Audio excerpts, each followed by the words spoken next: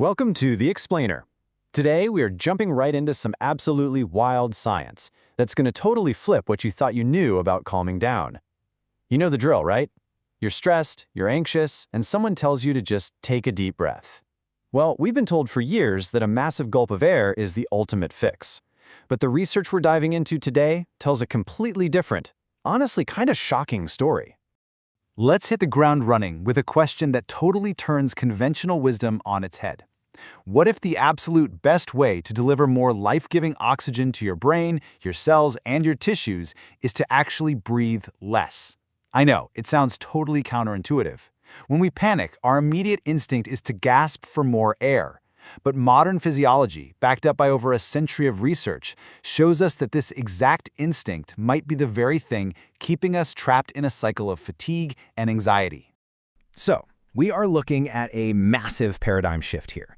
Reclaiming your energy actually means resisting that intense urge to overbreathe. We really have to shift our mindset away from these huge forceful inhalations and focus instead on incredibly efficient, controlled respiration. It's totally a quality over quantity game. Your body thrives on a delicate balance, and as we'll see, breathing deeper and faster often just completely wrecks that harmony. Okay, moving into section 1, the magic of CO2, the biological twist.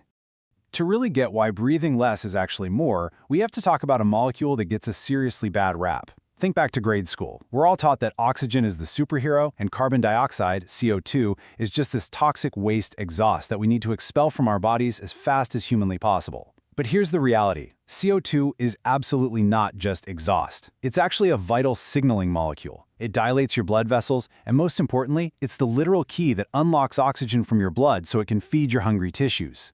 Without enough CO2, you are essentially starving your brain of oxygen, no matter how much air you gulp in. And hey, this isn't even new science. It's a physiological principle called the Bohr effect, named after Christian Bohr, who figured this out all the way back in the late 19th century. Basically, the Bohr effect explains that when CO2 levels in your blood rise just a tiny bit, it lowers your blood's pH. And that slight shift, it prompts your hemoglobin, which is the protein carrying all that oxygen in your blood, to drop its payload and deliver it right to your muscles and organs. So the big takeaway here is that without enough carbon dioxide present to trigger that release, the oxygen just stays locked up tight inside the hemoglobin. So how exactly does this feed into that horrible anxiety loop so many of us know all too well? Well, when we get stressed out, we tend to start taking these rapid, shallow chest breaths. This is overbreathing or hyperventilation. And when we do this, we blow off way too much CO2. Thanks to the Bohr effect, that sudden drop in carbon dioxide, a state called hypocapnia, literally locks the oxygen in our blood. Your brain senses this lack of oxygen, sets off all the alarm bells, and throws you into this vicious cycle of dizziness, tingling, and pure panic. We are literally triggering our own fight-or-flight response just by breathing too much. Crazy, right? Which brings us to Section 2, the brain on autopilot, the neurological impact. All right, so we know what's happening down in the bloodstream. Now let's zoom out a bit and look at the brain to see how these poor breathing habits keep us stuck in negative mental loops. It all really comes down to this system called the default mode network, or DMN for short. You know when you're driving to work or walking to the train and you arrive with absolutely no memory of the journey? Your body was moving, but your mind completely checked out. That is your DMN running the show. It lights up when we're checked out of the present moment. And while it's great for doing things on autopilot, research shows this exact network is where anxiety, worry, and depressive rumination just love to hang out and thrive. The DMN loves nothing more than to dwell on past regrets and freak out about future fears. Now let's contrast that anxious mental tangle with what's called the task-positive network, or TPN. When you are hyper-focused on a demanding task, your brain shifts out of the DMN and right into the TPN. You become super alert, engaged, and beautifully present in the moment. All that anxious background chatter just stops because your brain is busy.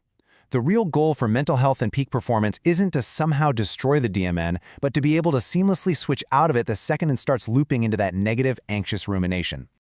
And guess what? This brings us right back to the breath. How do we manually turn off that anxious autopilot? Studies published in major journals like Cognitive, Affective, and Behavioral Neuroscience have shown that conscious relaxation techniques, especially really slow diaphragmatic breathing, literally disengage the default mode network. When you intentionally focus on your breathing, you forcefully pull your brain into the present. You quiet the rumination. And as an amazing biological bonus, this actually decreases systemic inflammation and stress throughout your entire body. You're basically using a physical lever to flip a neurological switch. Let's move on to Section 3. Hacking your nervous system, the ultimate intervention. So, if gentle, conscious breathing can quiet down the mind, what exactly happens if we intentionally push our breathing to its absolute limits?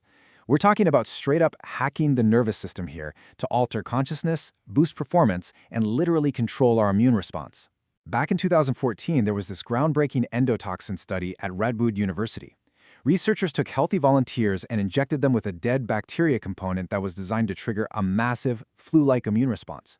Basically a controlled version of sepsis. But using the high-ventilation breathwork popularized by Wim Hof, the subjects voluntarily suppressed their immune system's inflammatory response. They intentionally breathed faster and deeper to change their blood chemistry on demand. This completely shattered the medical consensus at the time, which assumed our autonomic immune responses were totally beyond our conscious control. No way, right? Now, obviously, most of us aren't trying to fight off sepsis on a Tuesday. For our day-to-day lives, we just need a reliable way to check if our nervous system is actually balanced. Enter heart rate variability, or HRV. To be clear, this isn't your resting heart rate. HRV is the tiny millisecond variation in the time between your individual heartbeats. A higher HRV is absolutely the ultimate concrete biometric indicator of your health.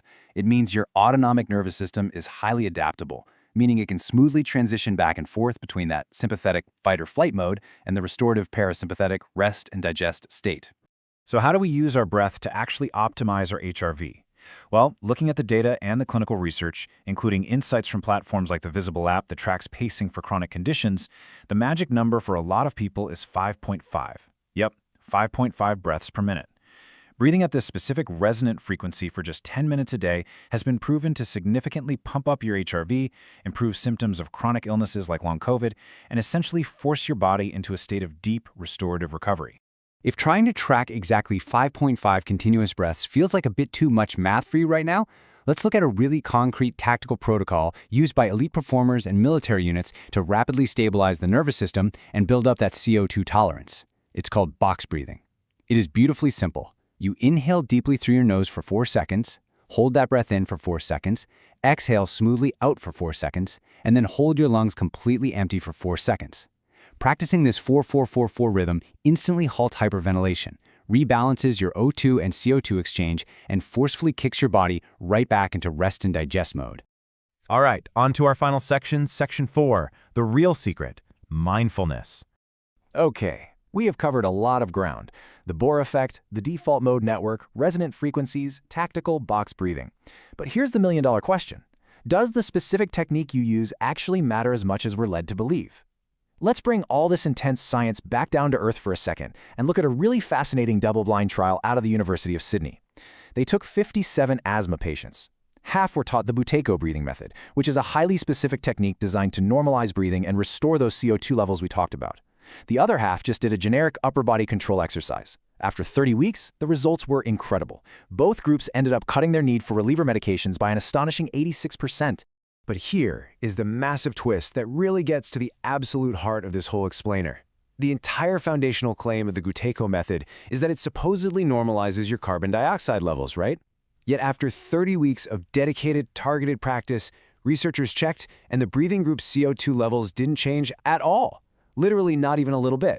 Both groups saw these massive health improvements, but the core biological mechanism that Buteyko claimed was responsible wasn't actually happening.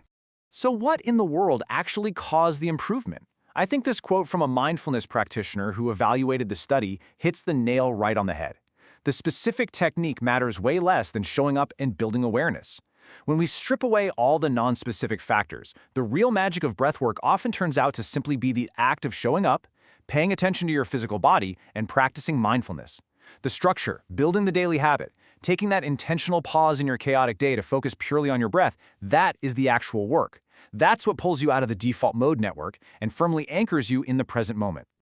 We've seen today how the simple way you breathe shapes your blood chemistry, alters the networks in your brain, and even controls your immune system. But ultimately, all of that starts with awareness. So I want to leave you with this final provocative thought. The next time you feel that heavy wave of stress or anxiety hit, are you just going to gasp and take a deep, chaotic breath on pure autopilot? Or will you pause, use your awareness, and deliberately control your own chemistry?